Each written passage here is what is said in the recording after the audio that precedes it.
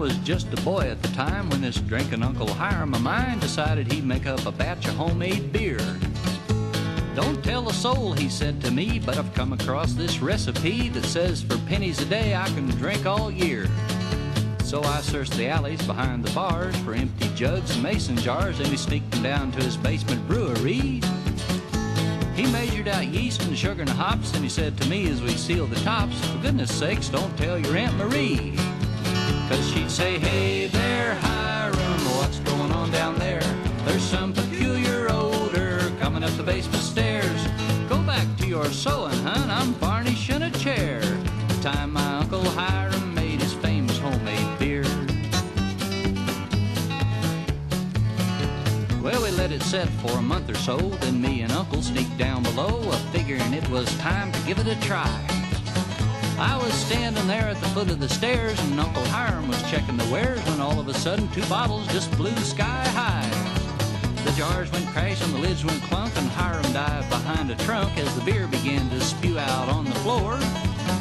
Uncle yelled, don't mind me, save yourself. So fast as I could, I ran up the steps, and out of breath, I quickly slammed the door.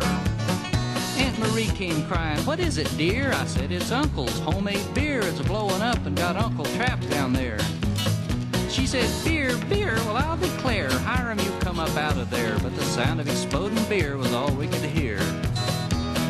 Hey there, Hiram, what's going on down there? There's some peculiar odor coming up the basement stairs. Go back to your sewing, hun, I'm varnishing a chair. The time my Uncle Hiram made his famous homemade beer.